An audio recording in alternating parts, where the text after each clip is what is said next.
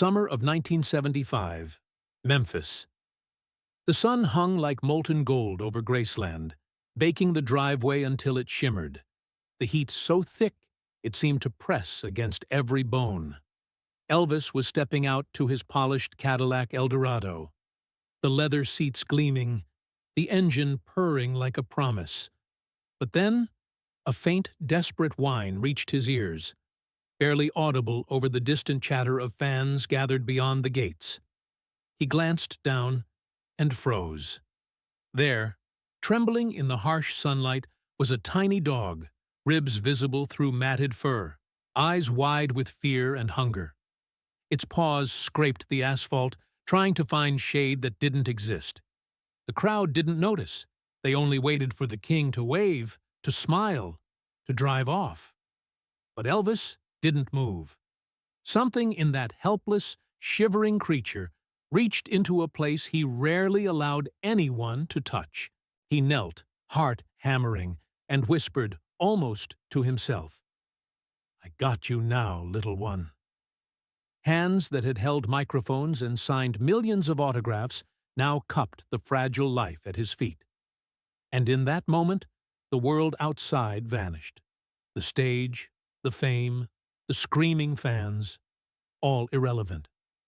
What he did next would become a story told far longer than any of his songs.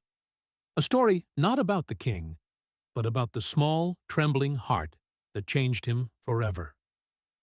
Let us know where you're watching from, and we hope you enjoy the story. The heat that summer day in Memphis was oppressive, the kind that made asphalt ripple and shimmer like a mirage.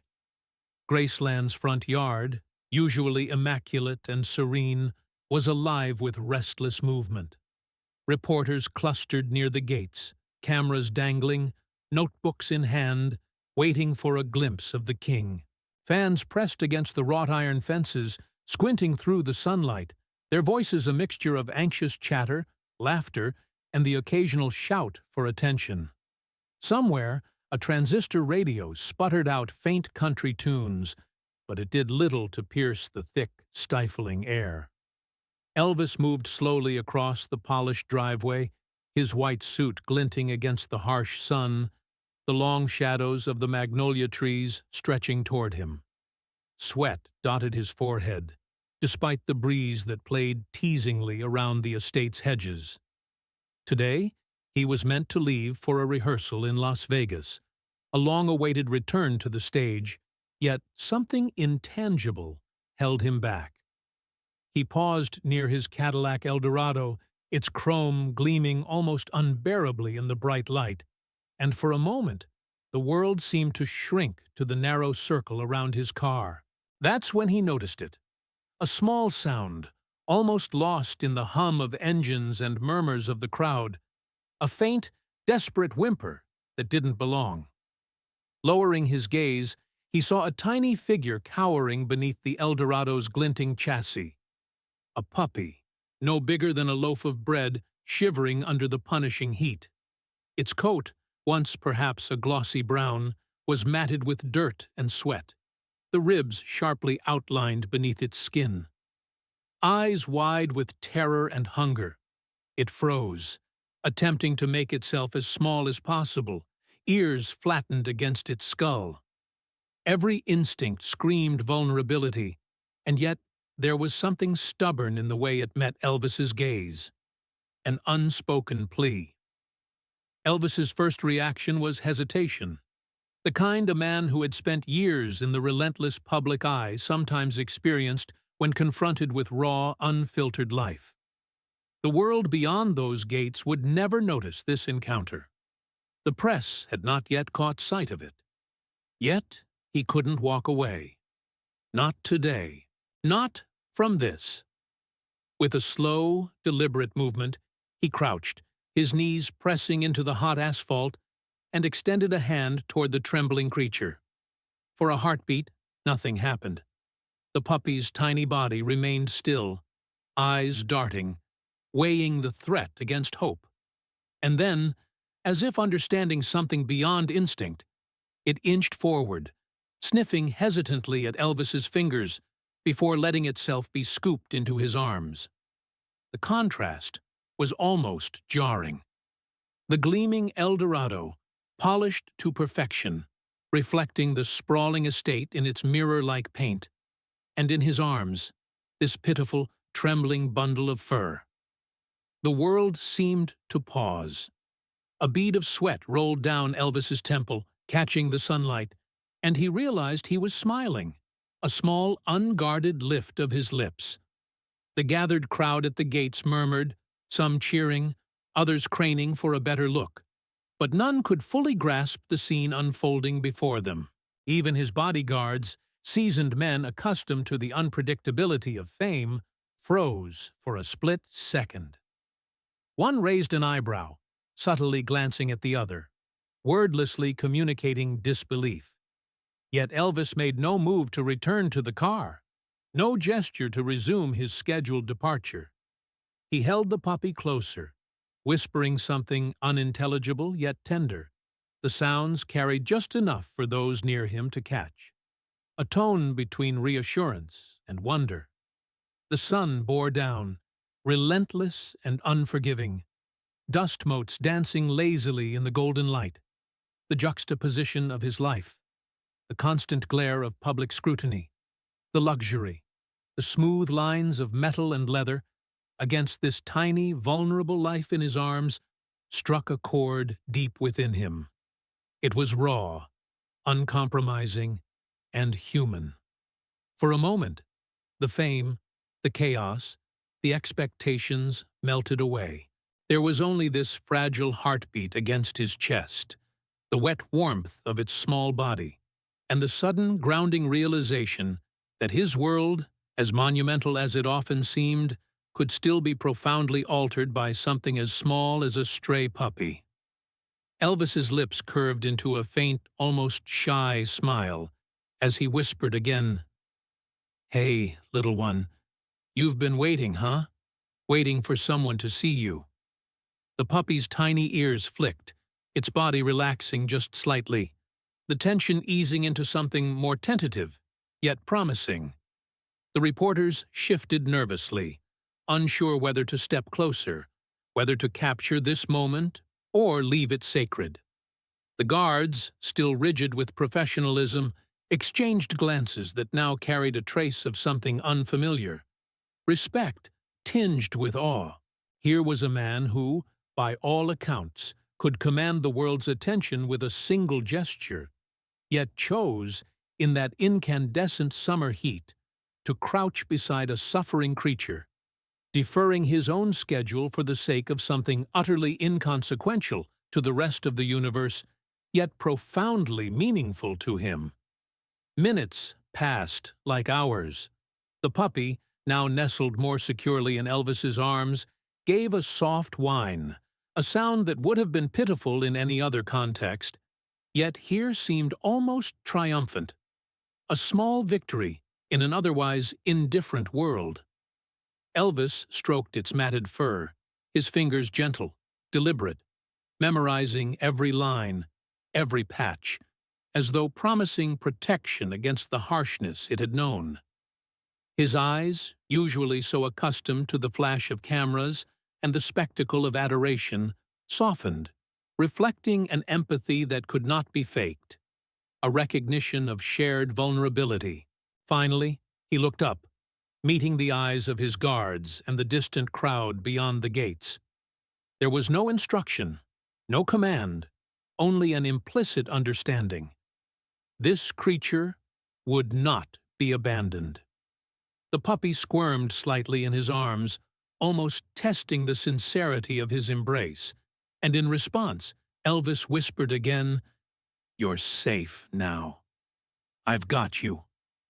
And with that, the world beyond Graceland seemed to recede, leaving only a small boyish wonder, a fragile heartbeat, and a promise that something extraordinary was beginning, unplanned, unanticipated, yet inevitable.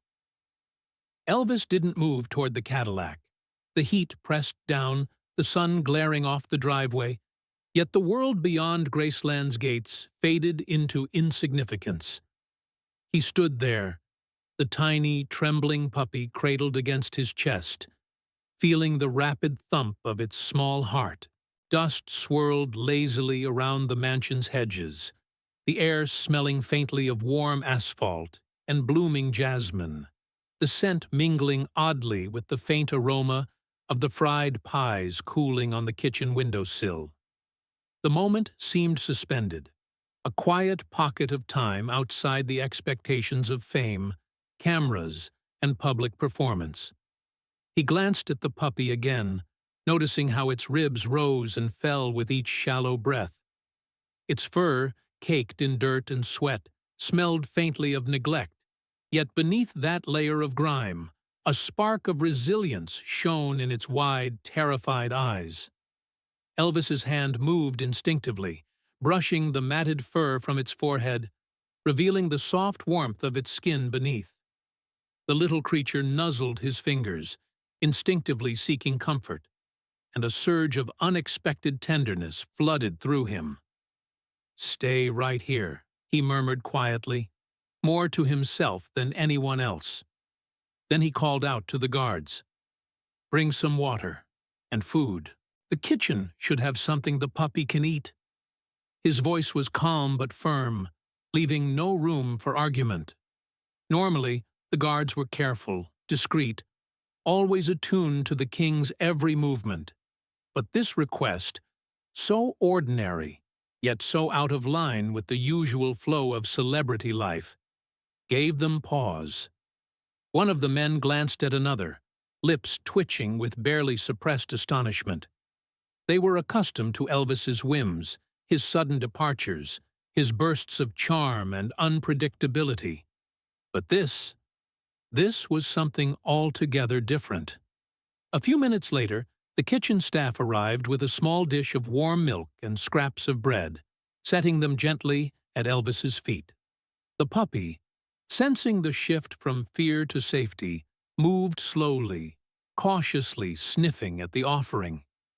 Its first tentative licks were clumsy, desperate, and somehow heartbreaking in their intensity. Elvis knelt on the asphalt, guiding the puppy's head gently, murmuring soothing words he didn't even realize he was speaking aloud. "It's okay. It's all right now. You're safe. You've been waiting, haven't you?" The animal's ears twitched, its small body shivering, yet it stayed, as though understanding the promise of protection embedded in those quiet words. The sound of laughter from the crowd at the gates drifted over the hedge line, but it seemed impossibly distant. Some fans whispered, pointing at Elvis, unsure whether to cheer or to be shocked by what they saw. Reporters jotted down notes, murmuring among themselves about the strangeness of the king stopping everything for a stray animal. "He's always been unpredictable," one muttered, pen scratching across the page. But unpredictability didn't fully explain this.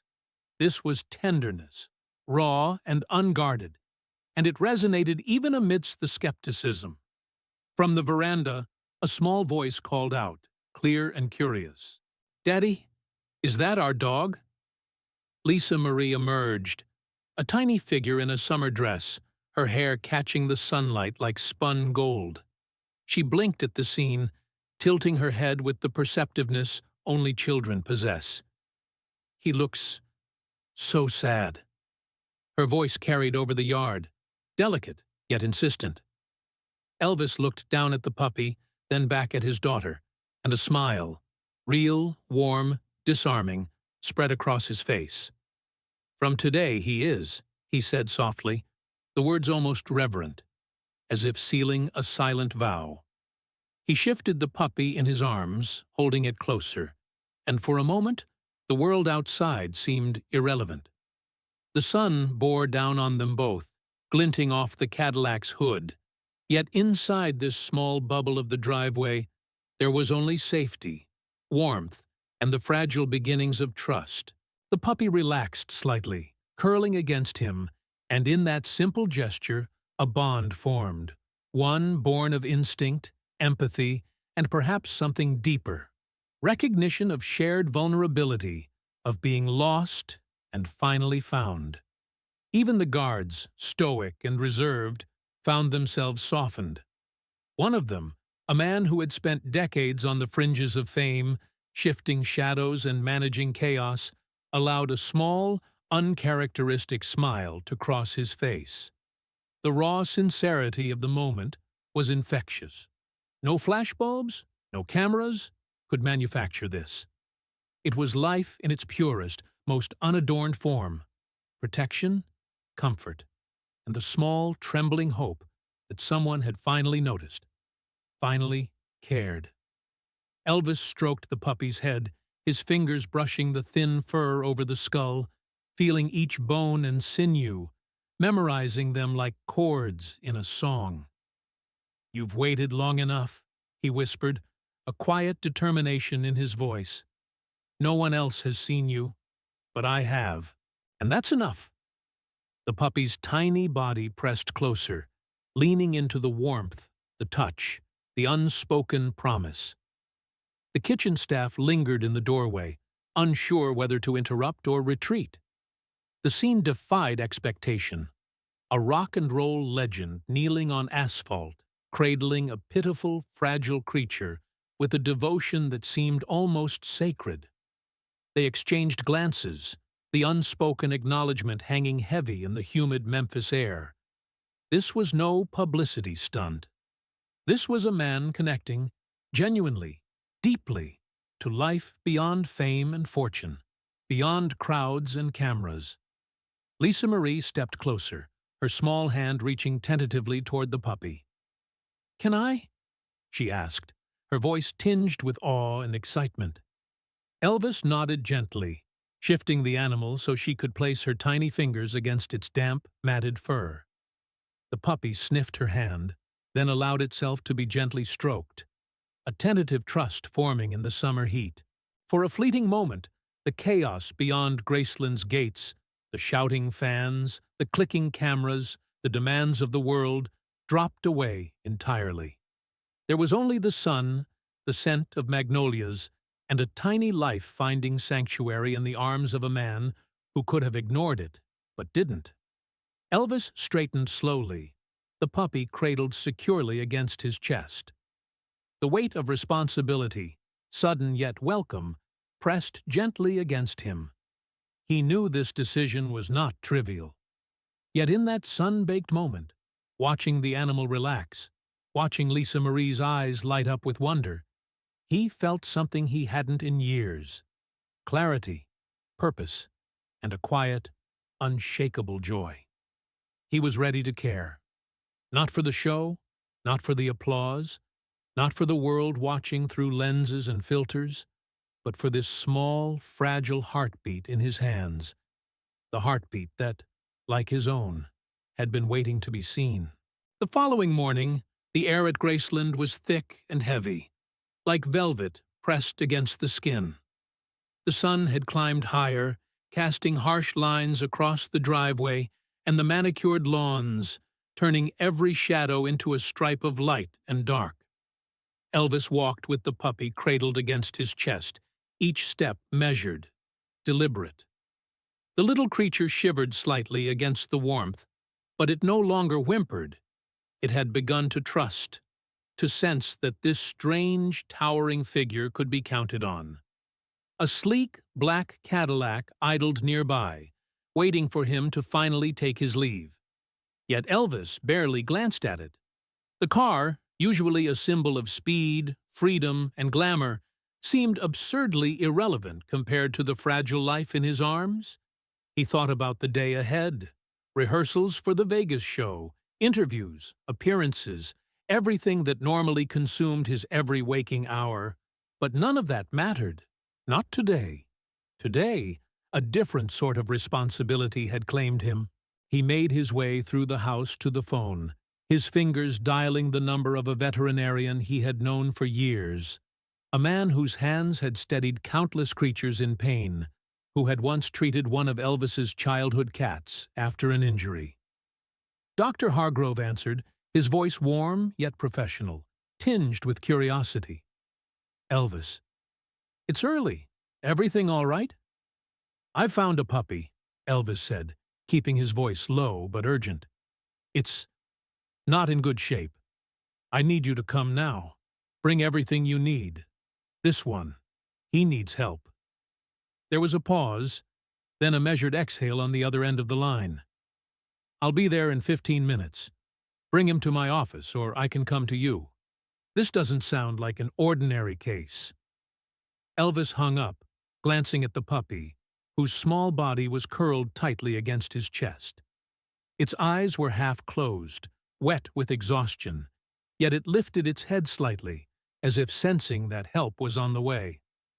"Hold on, little buddy," he whispered. "We're not giving up, not today." By the time the veterinarian arrived, the air was already hazy with midday heat, the sound of cicadas vibrating in the magnolia trees surrounding the mansion. Dr. Hargrove stepped out of his car, briefcase in hand, eyes narrowing slightly at the sight of Elvis cradling the fragile creature. "I've seen a lot of strange calls," he said, voice steady, masking concern. "But this looks serious." He knelt beside Elvis, gently lifting the puppy for examination. The small body was light as paper, bones protruding beneath patchy fur, the soft whine of pain barely audible. Dr. Hargrove's experienced hands moved swiftly, palpating, checking temperature, listening to the rapid, shallow breaths. His brow furrowed as he muttered under his breath, tallying the signs of dehydration, malnutrition, and infection. "This pup, he's in rough shape," Hargrove said finally, looking up at Elvis with concern that edged into alarm. "I won't sugarcoat it. The chances of survival aren't great. His organs are stressed. His immune system is compromised. Even with immediate care, it's going to be an uphill battle." Elvis's jaw tightened, his mind already racing past the obstacles. He had known loss, abandonment, the pain of being invisible, misunderstood, and left behind. In some ways, he saw himself reflected in the tiny, fragile animal, alone, desperate, yet still clinging to life. He met Dr. Hargrove's gaze with unwavering certainty. "Then we fight," he said simply. "We do whatever it takes. I won't let him go." The veterinarian hesitated, glancing at the man who, to the rest of the world, was a legend, a performer larger than life. But here, stripped of the glitz and the crowds, Elvis was simply someone who refused to abandon a living being. "I need to warn you, Elvis. This is going to be complicated. He'll require round-the-clock care, specialized feeding, possibly hospitalization." "I don't care about complications," Elvis replied, his voice quiet but steel strong. "I know how it feels to be lost. I won't leave him. Not ever." Even the guards, who had long since followed Elvis everywhere, felt a pang of admiration mingled with concern. They exchanged glances, unsure if they were witnessing foolishness or true compassion. One whispered, almost to himself, "Only Elvis. Only he'd do something like this." Within hours, Dr. Hargrove had prepared the puppy for immediate care. Elvis followed every instruction, learning the details of feeding schedules, medications, and the delicate signs of dehydration. He watched as the small creature, eyes half-lidded and body frail, was stabilized on a soft blanket in a quiet corner of the clinic. Yet, despite its vulnerability, there was a spark, a faint, flickering awareness, a will to survive. And Elvis recognized it instantly. He stayed by the puppy's side, brushing a hand over its damp fur, whispering softly stories of Memphis streets, of Graceland, of the first guitar he had ever held. "We're not giving up," he murmured, leaning closer so that his ear almost touched the tiny chest. "You'll see, little one. There's a life waiting for you, a home, a family. I promise." Outside the clinic, the sun beat down on the empty parking lot. the ordinary hum of city life continuing oblivious to the drama within. Yet inside, time seemed suspended, measured only by the shallow, ragged breaths of a puppy who had somehow captured the attention and the heart of a king. The gravity of the decision pressed on Elvis, heavier than any spotlight or audience roar he had ever felt. But it was a weight he welcomed, a responsibility he claimed with quiet pride. As the afternoon shadows lengthened, he allowed himself a moment of reflection. Fame, fortune, applause. None of it had prepared him for this. None of it had ever demanded that he put another life above his own comfort, above the expectations of the world. And yet, here he was, committed to a fragile heartbeat, a flicker of existence barely clinging to the world. In that moment, Elvis knew something profoundly simple, deeply human. Some things in life, love, care, empathy, transcend status, power, or glory. And sometimes, the smallest beings can teach the greatest lessons. Dr. Hargrove adjusted the blanket, checked the puppy's vitals, and then looked up at Elvis. "You're serious about this," he said quietly. Elvis nodded, a calm determination settling over him like a second skin. "He's not just a puppy," he said. "He's a life. And I'm not walking away." For the first time that day, the puppy's small tail gave a tentative wag, as if recognizing the man who had saved it. Not just from the heat, the hunger, and the streets, but from the indifference of a world too busy to notice. And in that subtle motion, in that fragile display of trust, Elvis felt a quiet, unshakable victory. The beginning of a bond that neither fame nor fortune could ever touch. The clinic smelled of antiseptic, warm plastic, and the faint, bitter tang of disinfectant that clung to the air in sticky waves. Sunlight streamed through the blinds, casting harsh stripes across the linoleum floors, each beam illuminating dust motes that danced lazily, oblivious to the tension concentrated in one corner of the room. Elvis stood by the small examination table, arms folded tightly, eyes fixed on the frail body of the puppy that had already begun to teach him a new kind of patience. Dr. Hargrove worked with the precision of a surgeon, though his face betrayed the strain of uncertainty. Tubes ran into the puppy's tiny limbs, a drip of saline providing the first semblance of hydration in days. A thermometer protruded from its mouth, and a small oxygen mask, almost comically large for the creature, rested gently over its muzzle. Every shallow breath the puppy took was a reminder of fragility, a rhythm that threatened to break at any second. "Elvis," Dr. Hargrove began, voice low, almost hesitant. "This is serious. His heart rate is unstable. His lungs are congested. We need to monitor him continuously. Any sign of distress, he could slip away in minutes." Elvis nodded slowly, swallowing the lump forming in his throat. The words themselves weren't new. He had known the reality of mortality. But hearing them about this small life, this tiny creature that had crawled into his world unannounced, made them unbearably raw. He stepped closer, gently resting a hand on the puppy's thin flank. The warmth of his palm was both comfort and promise. "I don't care what it takes," Elvis said firmly, voice breaking slightly. "I'll pay for everything. I'll stay. Just keep him alive." The veterinarian gave him a long, measured look, noting the sincerity etched into every line of his face. "You know this means sleepless nights, constant attention, and it's not guaranteed. He may not make it." "I understand," Elvis replied without hesitation. "I've seen enough to know that sometimes you fight for something just because it's right, not because it's easy, not because it's convenient." He stays. End of discussion. As the hours stretched on, Elvis refused to leave the puppy's side. He sat on the edge of a vinyl chair, shoulders hunched, hands hovering above the fragile form, ready to respond to the faintest whimper. Dr. Hargrove administered IV fluids, carefully monitored the oxygen, and checked vitals every few minutes.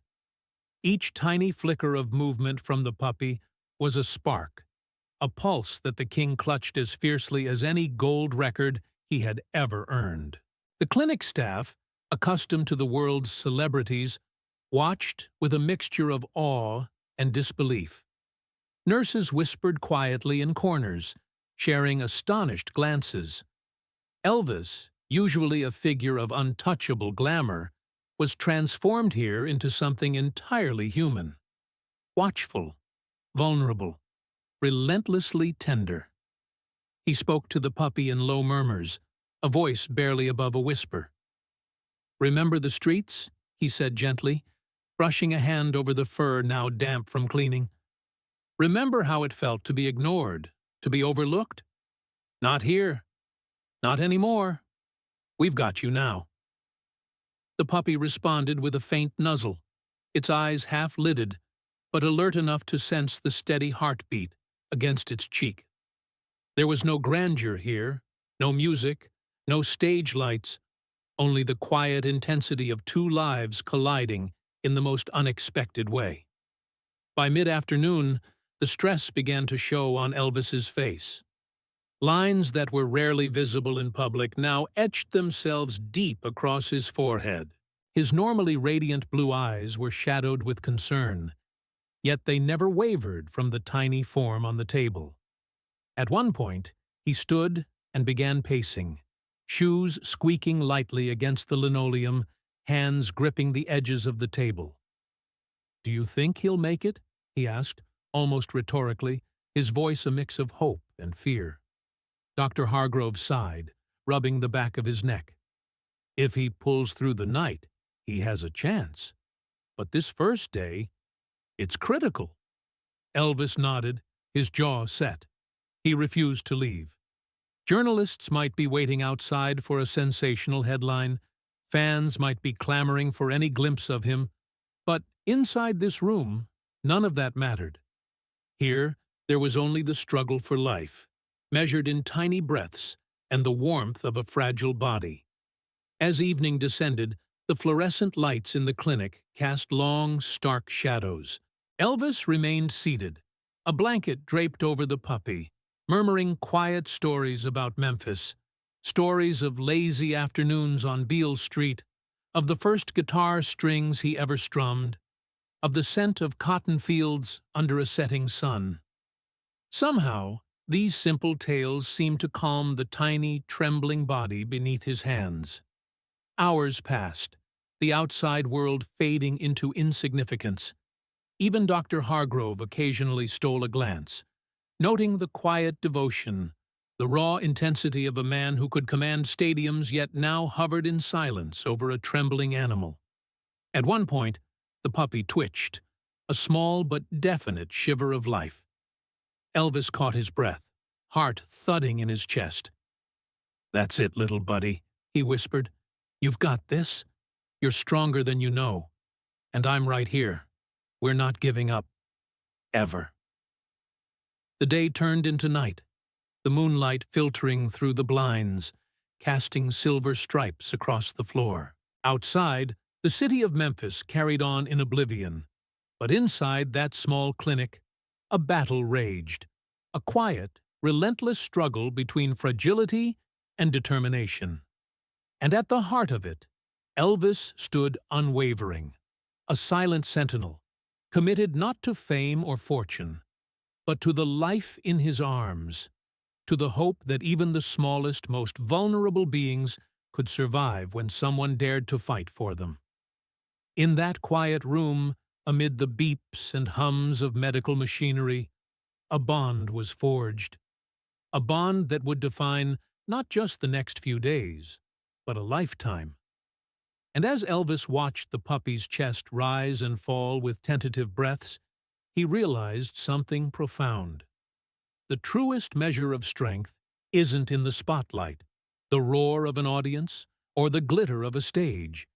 It's in the quiet, unwavering choice, to stay, to protect, and to love when it matters most. The following morning, the clinic was bathed in a pale, hesitant light, the kind that filtered through Venetian blinds in soft, slanting lines. For the first time in days, Elvis noticed the subtle shift in the air, the atmosphere of cautious optimism that accompanies the smallest signs of recovery.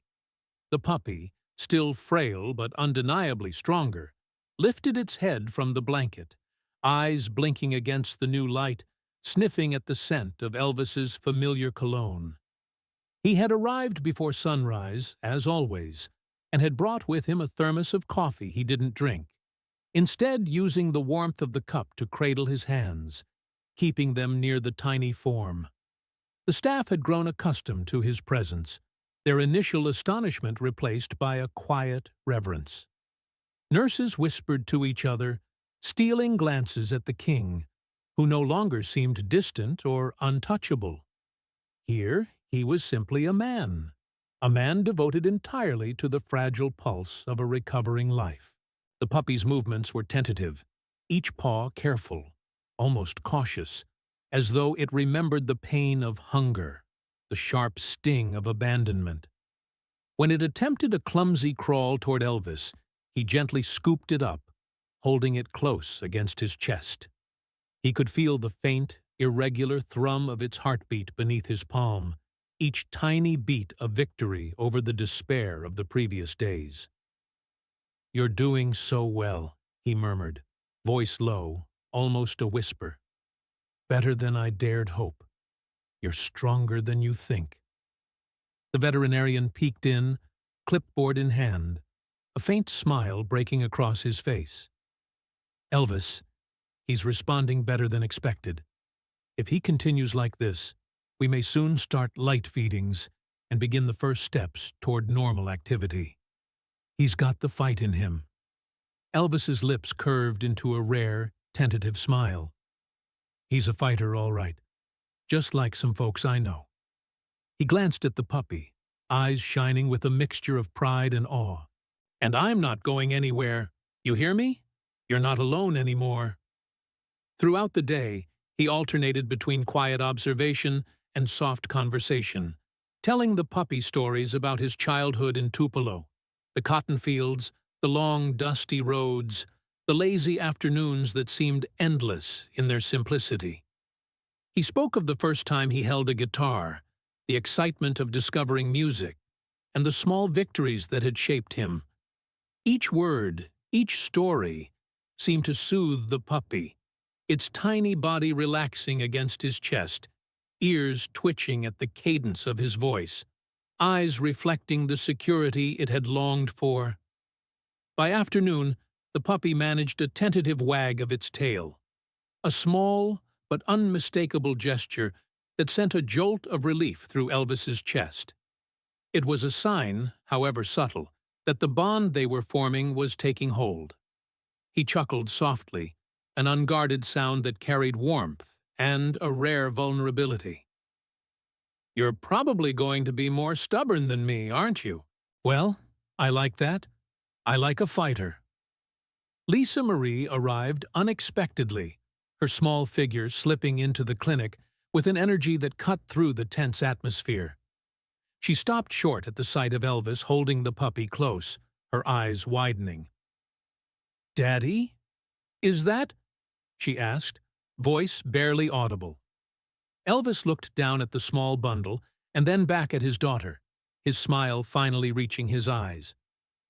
"That's our new friend," he said simply, as though no explanation was necessary. "You've got a name in mind?" Lisa Marie nodded eagerly.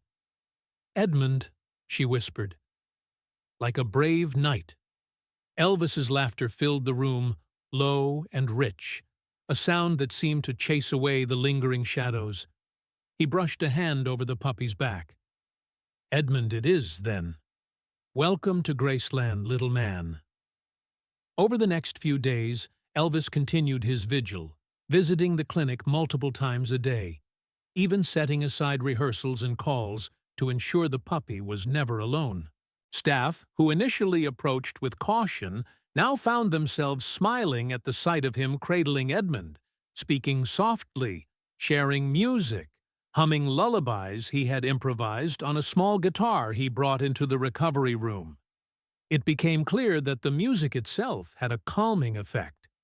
Each gentle strum, each soft note of melody, seemed to resonate with the puppy, coaxing it into small stretches, encouraging it to eat, and even to attempt playful gestures that had been impossible just days before.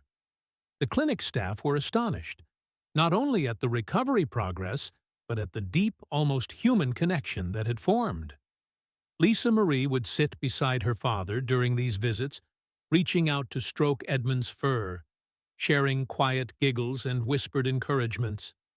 She had become a participant in this small miracle, her youthful innocence bridging the space between celebrity and caretaker, between pain and hope. Elvis often spoke to Edmund as if recounting secret stories, as if the puppy could comprehend the entirety of his world. "You know, kid," he whispered one afternoon, eyes glimmering with something he rarely allowed himself to feel publicly, "life can be cruel, but it can also surprise you. And sometimes, the most unexpected friendships teach you more than anything else ever could." By the end of the week, Edmund's progress was unmistakable. The once shivering, withdrawn puppy now wagged with intent, moved with purpose, and even playfully nipped at Elvis's fingers, a mischievous spark returning to a life that had teetered on the brink. And in those quiet moments, surrounded by the sterile walls of the clinic, Elvis realized something profound. This small creature, fragile and beaten, had not only survived, it had become a mirror of resilience, loyalty, and the capacity for love. In caring for Edmund, he was rediscovering a part of himself long obscured by fame, expectation, and the relentless march of life under the public eye. He leaned back in the chair, the puppy curled in his arms, and allowed himself a rare sigh of contentment. The fight was far from over, but hope, fragile and luminous, had returned. In the presence of a recovering life, the world's noise faded to insignificance.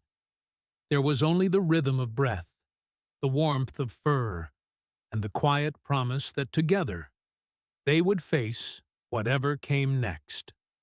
By the middle of the week, the story of Elvis and Edmund had quietly slipped out of the clinic's walls, carried on whispers and tentative press notes. A single photograph, Elvis crouched on the tile floor, a small, trembling puppy cradled in his arms, had surfaced in a local paper. At first, the coverage was dismissive. Headlines carried a sharp edge of sarcasm. "King of rock stops for stray dog. Fans wonder if music can wait." But beneath the mockery, there was a glimmer of curiosity, and that curiosity was enough to ignite a wave that no one had anticipated. Letters began arriving at Graceland, first a trickle, then a steady stream. Some were brief, hastily written, "Thank you for caring. Your kindness means more than music ever could. Please tell Edmund I wish him a full recovery." Others were longer, more intimate, handwritten pages describing personal struggles, loneliness, and loss, all tied to the experience of seeing a celebrity pause his life for a creature many might have ignored.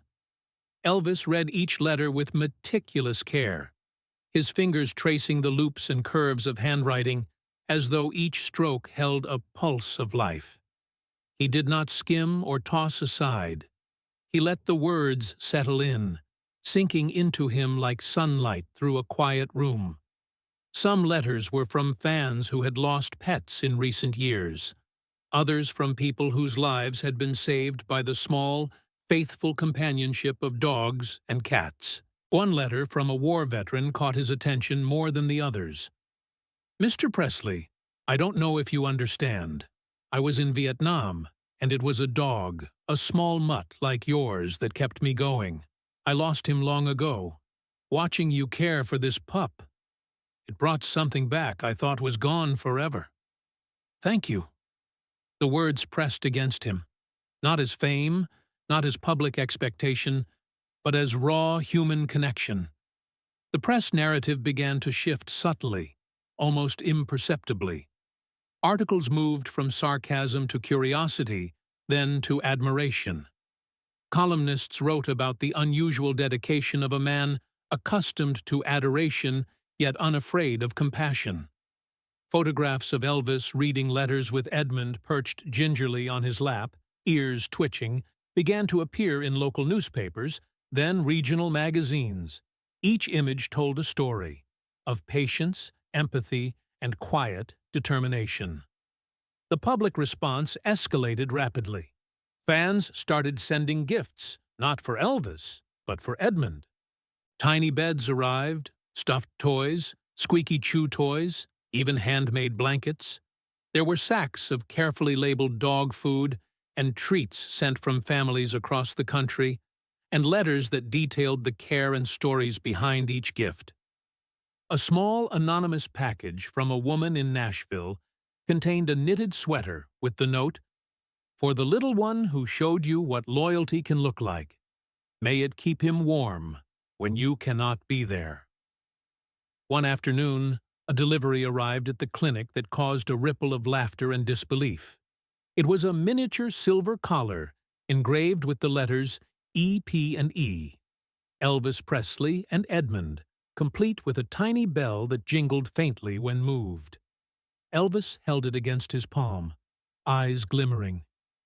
"He'll wear this when he's strong enough, and I think he'll like the sound," he murmured, a chuckle escaping, despite the weight of exhaustion that still clung to him. Meanwhile, letters kept pouring in from across the country, not only from civilians but from other veterans, families who had lost pets, and strangers who simply wanted to be part of this story. One veteran wrote, "You reminded me that small acts can change everything. Even a dog, even a moment, can matter more than fame or fortune." That phrase echoed in Elvis's mind repeatedly, intertwining with memories of his own childhood, of longing for connection and simple love in moments of isolation. The media, sensing the tide, began to adjust its coverage.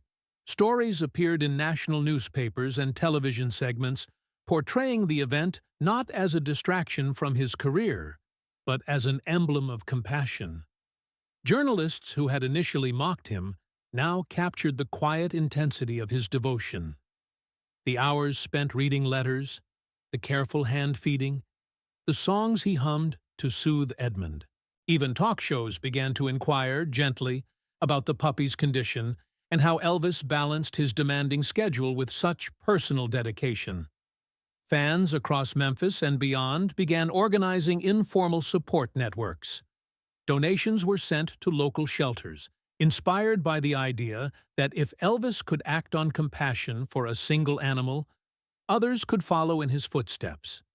Small groups began leaving food and blankets for strays, inspired by his example. Letters arrived with photos of rescued animals, each with a note, "This is my Elvis moment." The movement was subtle, not orchestrated, but undeniably powerful. A ripple that reminded the world that kindness could exist alongside celebrity, that fame could carry responsibility beyond the stage.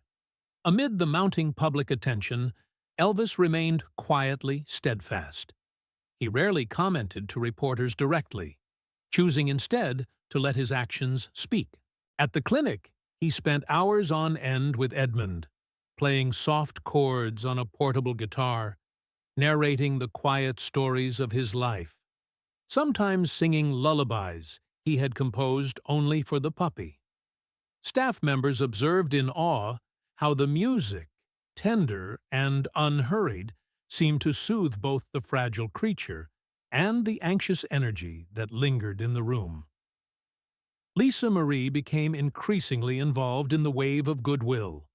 She insisted on reading the letters aloud to her father, translating the voices of strangers into the warmth of shared humanity. She helped sort the small gifts arriving daily, carefully placing each item where Edmund could explore them safely. The bond between father, daughter, and puppy deepened with every visit, transforming Graceland not just into a home, but into a center of quiet, persistent hope.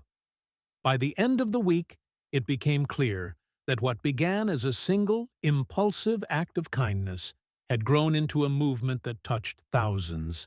Letters still arrived, photos still poured in, and a newfound sense of possibility lingered in the air.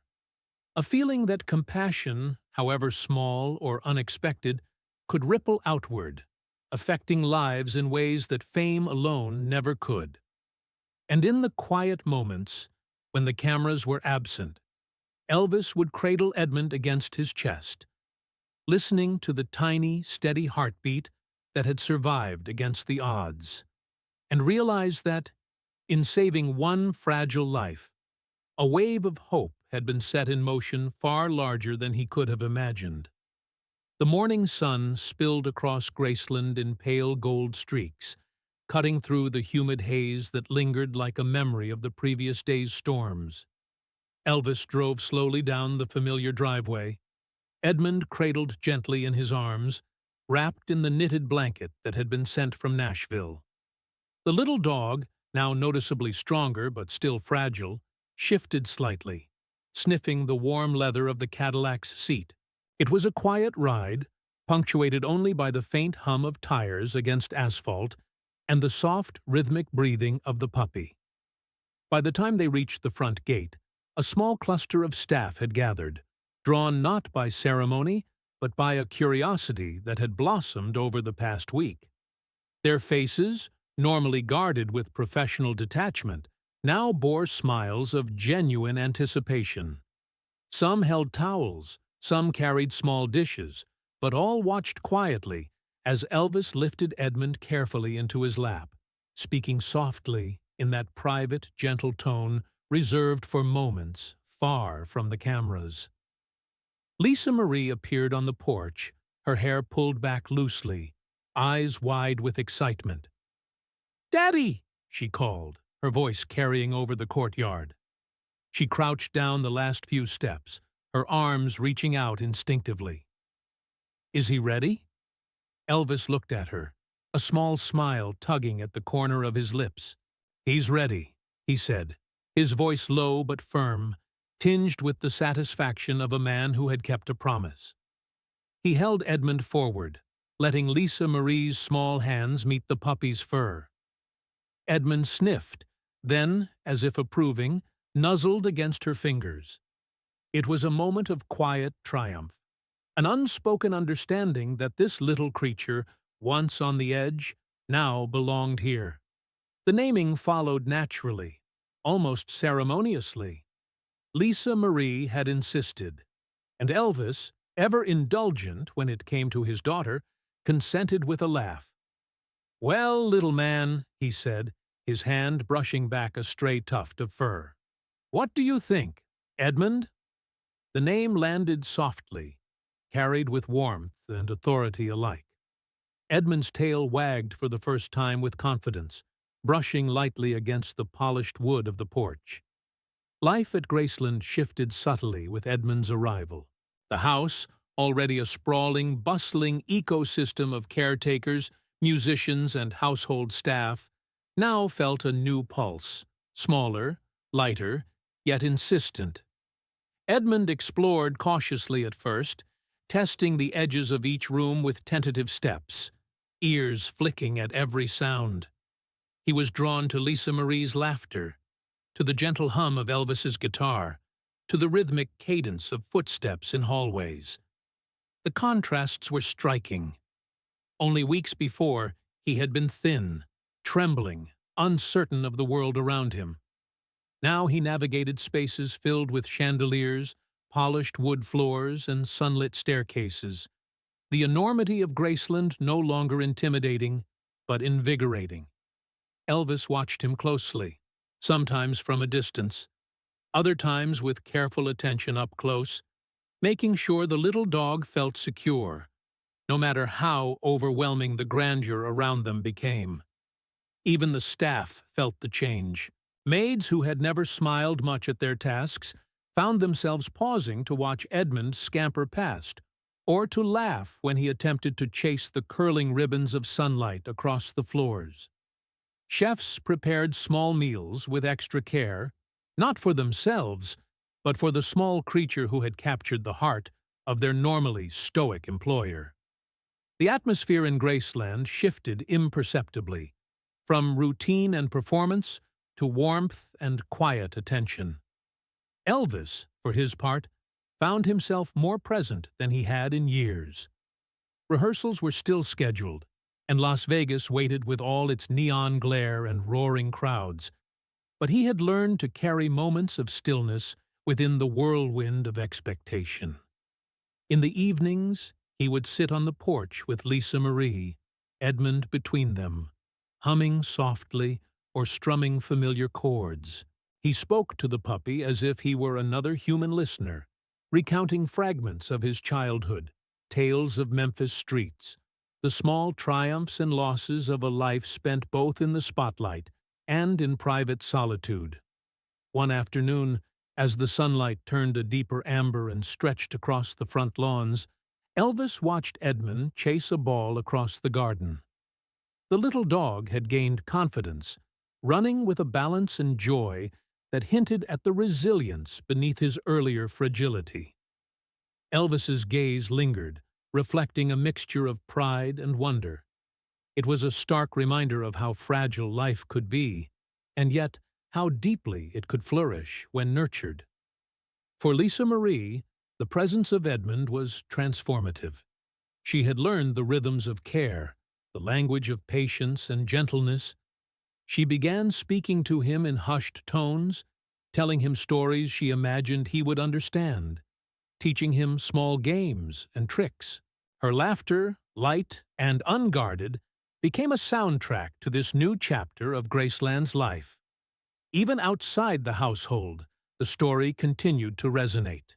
Neighbors, long accustomed to the grandeur and occasional eccentricities of the Presley estate, now remarked on the sight of the King of Rock strolling quietly through the gardens, a small dog cradled in his arms, his daughter by his side. It was not the spectacle of fame, but the intimacy of care that drew attention, creating a subtle ripple across Memphis. The quiet of the estate, punctuated by small paws on polished floors and the occasional bark, became a sanctuary. Elvis realized that while the world waited for his performances, for his music and charisma, this connection, this small living being, was grounding him. It reminded him of the value of presence, of patience, of the simple, profound responsibility of caring for another life. And as night fell over Graceland, lights dimmed softly against the sprawling estate. Elvis, Lisa Marie, and Edmund settled on the porch. The little dog curled into a warm, safe ball against Lisa Marie's side, and Elvis, guitar in hand, watched the horizon glow faintly in violet and gold. In that quiet moment, the mansion, filled with history, fame, and expectation, felt less like a fortress and more like home. For the first time in months, perhaps years, Elvis felt an uncomplicated serenity, a sense that life's most profound victories were not measured in applause, but in trust, love, and the heartbeats of those we hold dear. By mid-August, the story of Edmund, the scrappy little dog rescued from the streets by Elvis Presley, had slipped past the confines of Graceland and spread like wildfire across Memphis, and then the nation. Newspapers initially treated it as a quirky anecdote. King of Rock stops tour to save stray pup. Headlines that began with smirks and raised eyebrows soon transformed into something warmer, deeper. Letters began arriving at Graceland, filling the halls with envelopes from strangers whose lives had been touched, however subtly, by the act of care. One morning, a stack of letters nearly as tall as Lisa Marie appeared at the estate's reception. Some were from children, who wrote about the pets they had saved or hoped to save, illustrating their letters with scribbles of tiny tails and wagging paws. Others came from older fans, some in their 70s and 80s, recounting stories of how pets had offered them companionship in times of loneliness or recovery from war. One letter, from a retired veteran in Ohio, made Elvis pause. The man wrote, "During the war, I had a dog that saved me from losing more than life itself. Your actions remind me that heroes come in many forms. Thank you for showing that kindness still matters." Elvis, sitting quietly in his study with Edmund asleep beside him, traced the edges of the envelope and felt a lump in his throat. The local press caught onto the human angle, the devotion, the empathy, the unusual pause in a superstar's hectic life. Radio stations picked up the story, and soon fans began visiting Memphis with a new purpose. They weren't clamoring for photos or autographs, but instead left gifts, soft blankets, chew toys, dog food, and small notes of encouragement. Outside Graceland, the streets filled with small acts of generosity, a physical echo of the lesson in care and attention that Elvis had inadvertently sparked.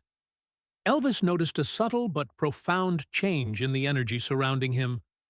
Where paparazzi had once hounded him with lenses and relentless questions, a cautious respect seemed to take root. People weren't laughing at his compassion. They were moved, touched by the authenticity of his choice. Even critics who had ridiculed him in print began to soften. Editorials acknowledged that fame need not blind someone to the smallest lives that rely on human intervention. The ripple extended further. Local animal shelters, many struggling with overcrowding and lack of funding, began to see increased donations. Checks arrived from fans across the country, many enclosed with letters explaining that they had been inspired by the story of a famous man who had paused for a creature many would have overlooked. Volunteers reported that calls to adopt or foster animals surged. A small rescue group in Tennessee even created a newsletter titled Elvis's Friends, celebrating tales of animals finding homes because someone, somewhere, chose empathy over indifference. On one humid morning, a shipment arrived at Graceland addressed to Edmund. It was a box of toys, plush and rubber, carefully arranged with a note. For the dog who reminded a nation that love is stronger than fame.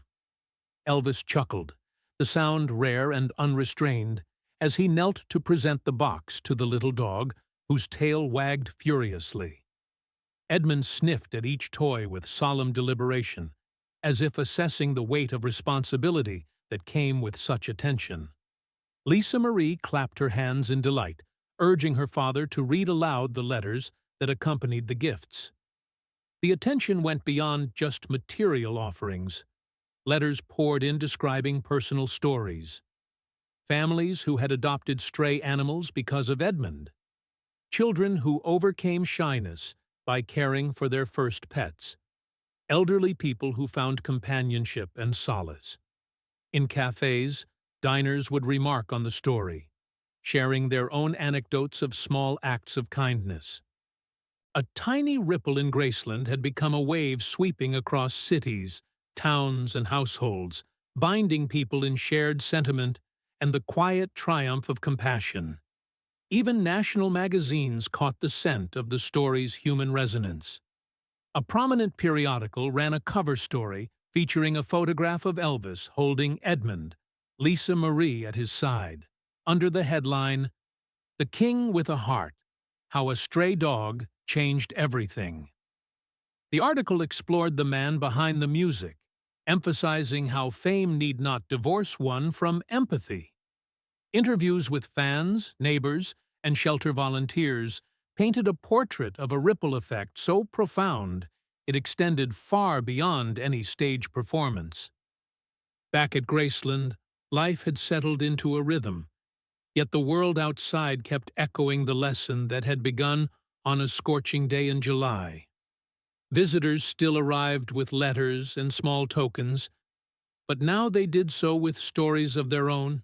A woman from Memphis recounted bringing in a limping terrier she had once abandoned, and a teacher wrote about students who were inspired to start a small school club promoting animal care. Even musicians who had come to record or rehearse noticed the presence of Edmund, observing how his small, uncertain steps had grown into confident strides. Elvis watched all of it quietly, his heart swelling not with pride, but with a serene understanding. He realized that fame could be fleeting, applause temporary, but a single act of genuine kindness could resonate far beyond any concert hall. Edmund, once trembling in the heat beside a Cadillac, had become a symbol, a testament to what it meant to notice, to care, and to act when no one else seemed to notice the small, vulnerable life before them. And as evening descended, the golden light of Memphis casting long shadows across Graceland, Elvis sat on the porch with Lisa Marie and Edmund nestled between them. Letters and small gifts lay in gentle piles around the veranda, each one a story, a ripple, a human connection born from the choice to save one small dog. He ran a hand over Edmund's soft fur and said, almost to himself, "Who would have thought? Just a little dog, and the world changes." Lisa Marie smiled up at him, her eyes reflecting the warm glow of the twilight.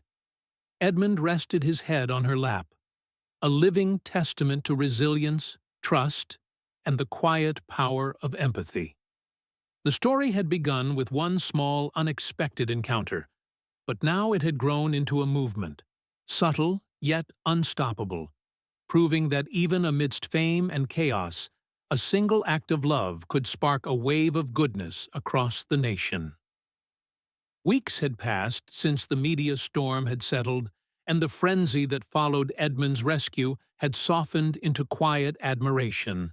The summer heat of Memphis gave way to the early crispness of autumn, and Graceland settled into a rhythm of gentle normalcy, punctuated by soft music echoing through its halls and the occasional patter of little paws across the polished floors.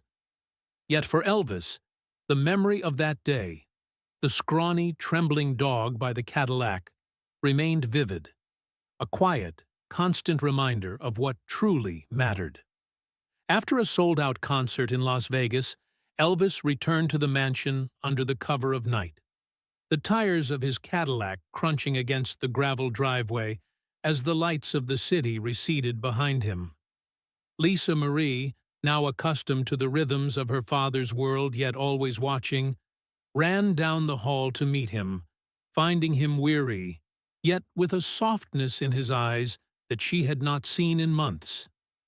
Edmund, perched on the living room sofa as if guarding the house, leapt up, tail wagging furiously, a blur of excitement that mirrored the joyful relief in Elvis's own chest. The living room smelled faintly of autumn leaves from the open windows, mixed with the lingering sweetness of vanilla candles Lisa Marie insisted on lighting. Elvis sank into his favorite chair, Edmund immediately curling up at his feet.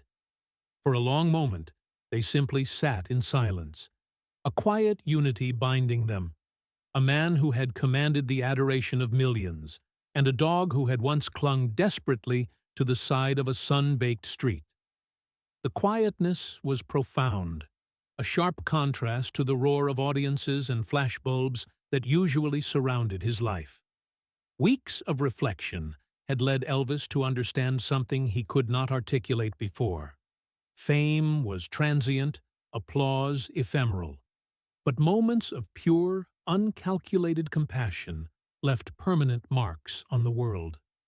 He stroked Edmund's head and whispered, almost to himself, "You remind me who I am, boy. Not the king on stage, just me."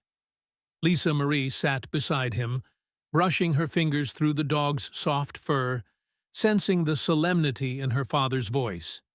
She leaned against him, and, for a moment, the weight of public life, of expectations, of endless touring, seemed to lift. Graceland had become a sanctuary, not just for her father, but for anyone willing to see beyond the surface. That evening, Elvis picked up his guitar, a familiar comfort, and began strumming softly. The melody was slow, almost mournful, but infused with warmth and gratitude. He hummed quietly, lyrics forming in fragments as he watched Edmund shift, eyes following every motion, ears twitching at the familiar sounds. The song was not for fame, not for fans. It was for the little creature who had taught him resilience, for the innocence that had survived hunger and neglect, and for the quiet, steady love that now filled the corners of Graceland. Lisa Marie listened, her hand still on Edmund, the notes wrapping around them like a protective embrace. Later, as the night deepened and the sounds of crickets carried through the open windows, Elvis leaned back, exhaustion mingling with serenity. He gazed at Lisa Marie and Edmund, the world outside temporarily forgotten. "You know," he murmured, voice low but certain, This is what it's all about. Not the stages, not the lights. Just this. A home, a family, a life worth protecting." Lisa Marie smiled, understanding that words could not capture the depth of what her father felt. Edmund lifted his head, yawned, and nestled closer to Elvis, a living testament to survival, trust, and the quiet strength found in simple connections.